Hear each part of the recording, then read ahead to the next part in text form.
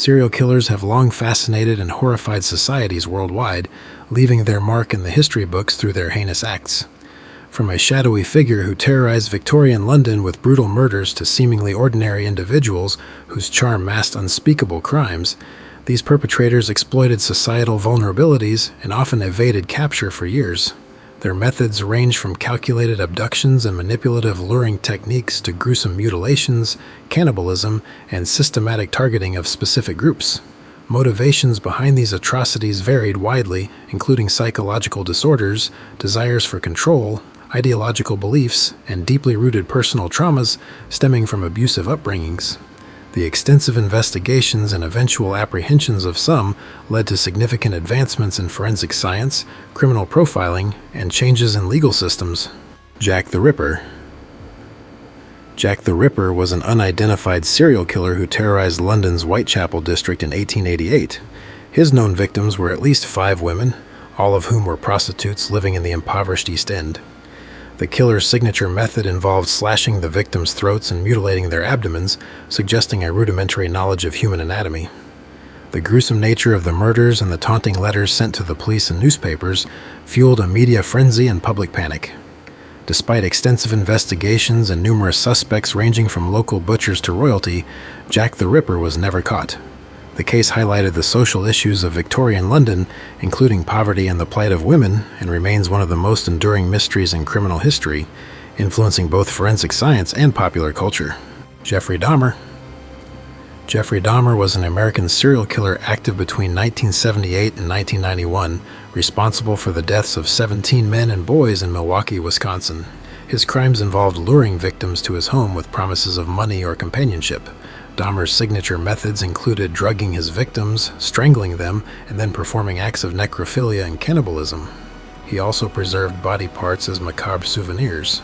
Dahmer's motivations were rooted in a desire for control and fear of abandonment, stemming from a troubled childhood. His arrest came after a potential victim escaped and alerted the police, leading to the discovery of a gruesome evidence in his apartment. Convicted in 1992, Dahmer was sentenced to 15 life terms but was killed by a fellow inmate in 1994. His case has prompted discussions on mental health and criminal psychology. Ted Bundy. Ted Bundy was an American serial killer who confessed to murdering over 30 young women across 7 states between 1974 and 1978, though the actual number of victims may be higher. Notoriously charming and intelligent, Bundy exploited his good looks to gain his victims' trust, often feigning injury or impersonating authority figures. His signature method involved bludgeoning his victims unconscious and then strangling them. Bundy's crimes were driven by a deep-seated psychopathy and an inability to feel empathy or remorse. He managed to escape custody twice, adding to his infamy, before his final capture in 1978. Bundy acted as his own attorney during his trial, which became a media spectacle. He was executed in the electric chair in Florida in 1989, leaving behind a legacy that has profoundly impacted the study of criminal behavior. John Wayne Gacy.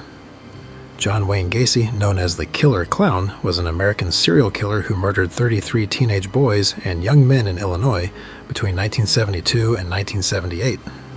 Gacy was a respected community member and often entertained children at parties dressed as Pogo the Clown. He lured his victims to his home with promises of construction work or other favors. His signature method involved handcuffing his victims under the guise of a magic trick, then sexually assaulting and strangling them. Most of the bodies were buried in a crawl space under his house. Gacy's dual life as a community leader and a murderer shocked the nation. Arrested in 1978, he was convicted in 1980 and executed by lethal injection in 1994. His case has been extensively studied for insights into the psyche of serial killers. Gary Ridgway. Gary Ridgway, known as the Green River Killer, was convicted of murdering 49 women in Washington state during the 1980s and 1990s, though he confessed to killing as many as 71. Ridgway targeted vulnerable women, often prostitutes and runaways, who he picked up along Pacific Highway South.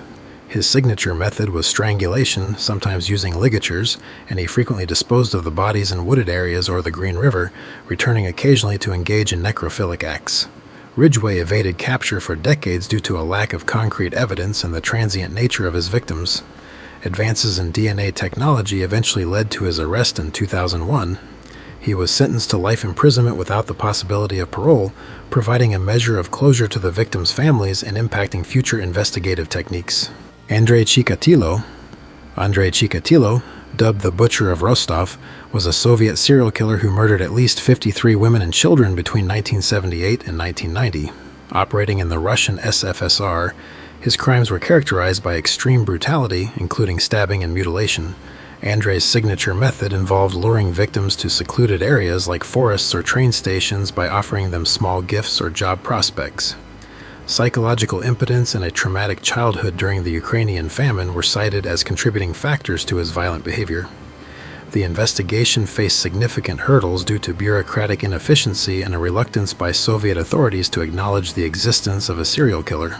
Captured in 1990 after a dedicated undercover operation, Andrei was tried and executed by firing squad in 1994, marking one of the most notorious criminal cases in Russian history. Mikhail Popkov, a former Russian police officer, was convicted of murdering 78 women between 1992 and 2010 in the city of Angarsk, Siberia. Known as the Angarsk Maniac, Popkov used his position to gain the trust of his victims, offering late-night rides in his police car. His signature method involved brutally attacking the women using weapons like axes, knives, or screwdrivers after sexually assaulting them. Popkov claimed he was cleansing the streets of immoral women, reflecting a twisted vigilante motive. His background in law enforcement helped him evade suspicion for years. Arrested in 2012 after DNA evidence and a survivor's testimony linked him to the crimes, Popkov was sentenced to life imprisonment. His case is among the most severe involving a serial killer in modern Russia and has raised concerns about police oversight. Pedro Lopez, known as the Monster of the Andes, is a Colombian serial killer who claimed to have murdered over 300 young girls across Colombia, Ecuador, and Peru during the 1970s. Convicted of 110 murders, Lopez's signature method involved luring girls from marketplaces with small gifts or promises, then assaulting and strangling them. He often left their bodies in shallow graves. Lopez cited a traumatic childhood, including being kicked out of his home and abused, as factors that fueled his crimes. Arrested in 1980 after an attempted abduction went wrong, he was released from an Ecuadorian prison in 1994 due to good behavior and deported to Colombia. His current whereabouts are unknown, and his release has been a subject of international concern and controversy, highlighting issues in the justice systems of developing countries. Luis Garavito, nicknamed La Bestia, the Beast, is a Colombian serial killer convicted of murdering 138 boys between 1992 and 1999, though the actual number of victims is believed to be over 300. Garavito targeted vulnerable boys from poor backgrounds, often posing as a priest or a charity worker to gain their trust. His signature method involved torturing, raping, and mutilating his victims before killing them, acts that he attributed to a traumatic childhood filled with abuse. Captured in 1999 after a series of investigative breakthroughs, Garavito was sentenced to 1,853 years in prison, the longest sentence in Colombian history. However, Colombian law limits imprisonment to 40 years, and with possible reductions for good behavior, his case has prompted significant debate and led to changes in the country's legal system regarding crimes against children. Dr. Harold Shipman, often referred to as Dr. Death, is considered one of the most prolific serial killers in history, responsible for the deaths of at least 218 patients in England between 1975 and 1998. As a trusted general practitioner, Shipman administered lethal doses of diamorphine to mostly elderly women, then falsified medical records to indicate they died of natural causes. His signature method allowed him to operate undetected for years. The motive behind his actions remains unclear, though theories suggest a desire for control or playing God. Shipman's crimes were uncovered after the daughter of one of his victims raised suspicions, leading to an investigation and exhumation of several bodies. Convicted in 2000, he was sentenced to life imprisonment, but committed suicide in his cell in 2004. His case led to significant changes in medical oversight, prescription regulations, and death certification processes in the UK. Thanks for watching, folks. I hope you enjoyed this video, and if so, don't forget to hit the like and subscribe buttons below.